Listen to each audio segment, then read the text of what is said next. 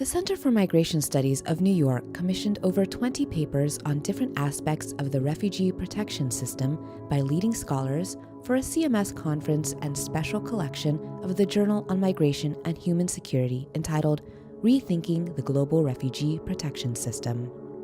In this video, Thomas Gammeltoft-Hansen, Research Director at the Raoul Wallenberg Institute of Human Rights and Humanitarian Law, discusses his paper, The End of the Deterrence Paradigm, Future Directions for Global Refugee Policy.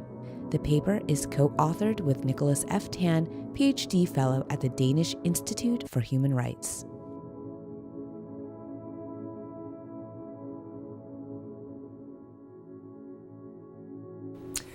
My paper is titled The End of the Deterrence Paradigm, ?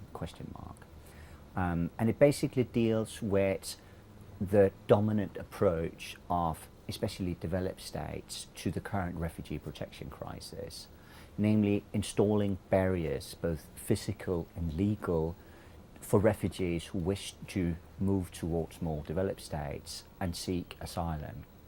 What we've seen basically during the past 2-3 decades is the emergence of a set of fundamental policy responses that build on the premise that developed states can somehow insulate themselves from taking on a proportional or substantial part of the world's refugees by thinking through ways of designing their migration control, their asylum regulation, and other related policies in such a way that the responsibilities instead shifted to other states, or that these refugees are physically blocked from entering. And this also explains why, despite the obvious objections to these deterrence policies, and those are humanitarian, we're seeing an increased death toll, especially in the Mediterranean. People who cannot access asylum suffer horrible conditions in the hand of human smugglers and others at risk of abusing them. It's a question of lacking effectiveness. For all the billions of dollars and euros spent on migration control, it has yet to prevent the large-scale secondary movements of refugees, at least in the European context. It's a question of feeding a growing transnational criminal network of human smugglers, increasingly connected to other forms of transnational crime. And it's a question of putting such a stress on less developed states, states in the regions of origin, who are hosting the vast majority of the world's refugees. Indeed, 86% of the world's refugees are currently based in middle and low income countries, against just 70% 20 years ago. So on all these parameters, this particular paradigm has come under stress. Yet states have so far responded with these sort of knee-jerk reactions that, despite the failure of migration control, they think that the answer to this failure is more of the same, more migration control.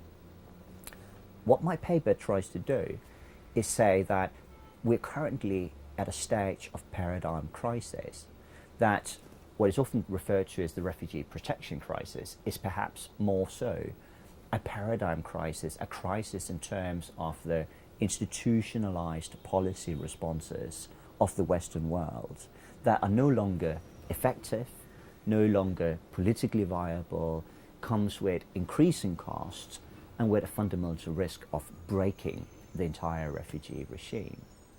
Yet the phase we're in right now is one of confusion, of competition between different alternative visions of what should then be the successor of the current paradigm. While it's increasingly clear that we cannot ignore the mounting evidence that the current policy paradigm is failing, we have yet to sort of establish any kind of consensus on what then should come to replace it.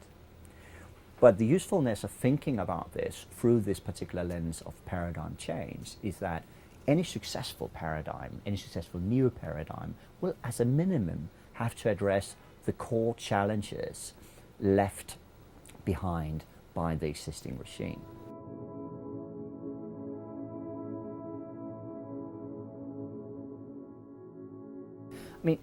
I said, right now we're faced with a situation of competition, but also, in a sense, a situation of confusion. It's quite traditional for a situation of paradigm crisis that it's very difficult for practitioners to get a sense of what exactly is going on, the different ideas that are being floated around, and maybe also difficult to get a sense, something that I recognize for myself, that what you're doing, what you're trying to contribute, actually has a purpose. But what you can see now is the emergence of sort of different kind of factions. So on the one hand, you have a number of states trying to argue that we need to go further out the current paradigm, which is sort of establish even more sort of outsourcing models to completely recalibrate so that all refugees are indeed held in either safe zones, in transit countries. That would be the so-called outsourcing model. A model that, from my perspective, is not very viable, exactly for the reasons that the current paradigm has failed, because it doesn't address those basic issues about distributive justice, ensuring a broader right package, etc. Another approach is sort of very idealistic, which is the sort of perfect distribution model. It would assume that all states would take a fair amount of the world's refugee population, provide protection, based on some kind of preset criteria related to GDP, population size, territory size, unemployment rates, existing refugee population, etc.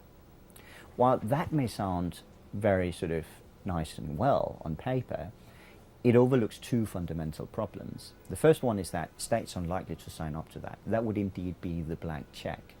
That is very unlikely to get the relevant political traction.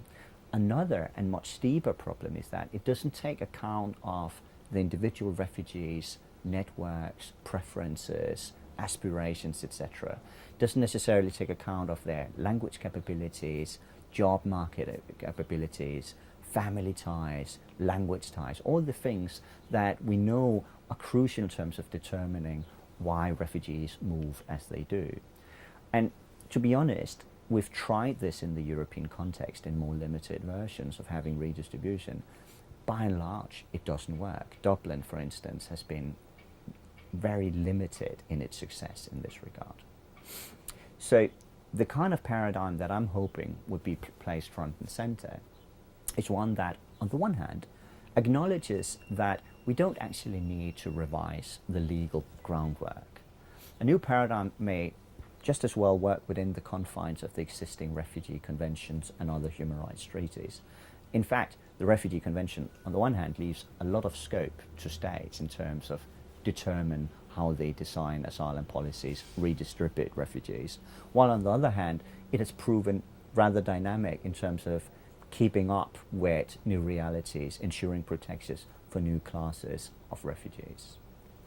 Secondly, it is a paradigm that would sort of try and think through how to solve the fundamental dilemmas that are currently sort of characterizing both transit and developing countries. So, well, can we apply different models for how we conceive about refugee protection? One of those would be to combine much more targeted economic assistance to help transit countries, but not necessarily by simply dumping this money on their lap. Indeed, that would be very much the continuation of the container model, but thinking through exactly what rights are essential, so a human rights-centered approach, in order for these people to establish some kind of livelihood in the amount of years that you can expect or should expect them to have a need of international protection, and that at the same time prepare them for actually going back and help rebuild their country of origin. Those rights would be very centered around education, around access to labor markets, and that in turn requires massive investment, both in the education sector, but also massive investments in terms of job creation, which in itself is an initiative that can help unlock transit countries in terms of opening up, granting these rights vis-a-vis the risk of being perceived by local populations as having refugees stealing their jobs.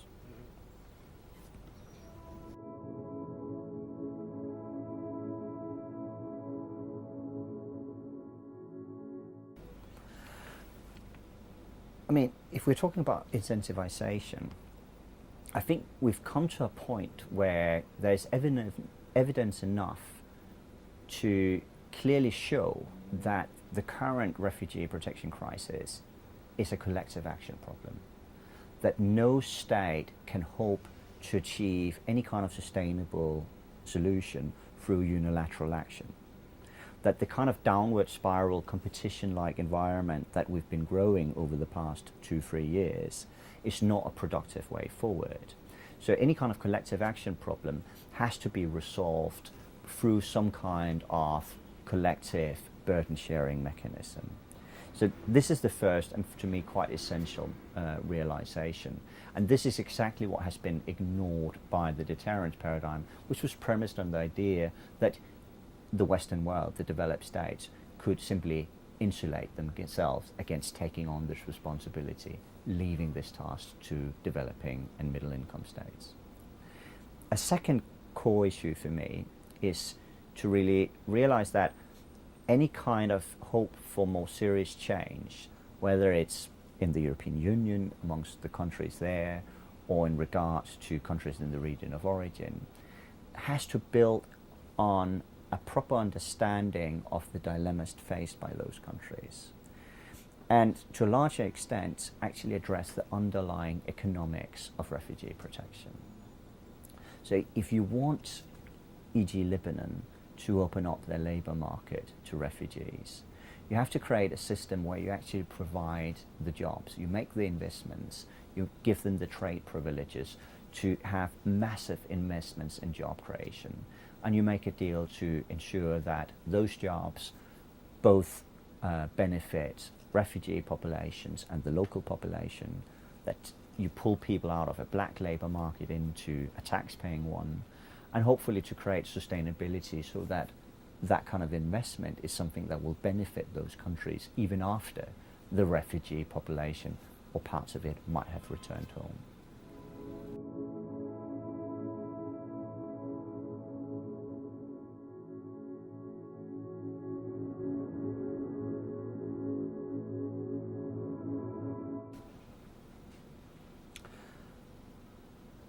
I think people need to realize that refugees are an extremely unfortunate but unavoidable byproduct of the sovereign state system that we have today. So making sure that refugees find international protection is a collective responsibility of that world and those states inhabiting it. No states benefit from having 65 million displaced persons sort of walking in between the Westphalian chairs. So this is just as much an interest for ourselves to find a solution to that problem as it is for those refugees whose plight we need to address.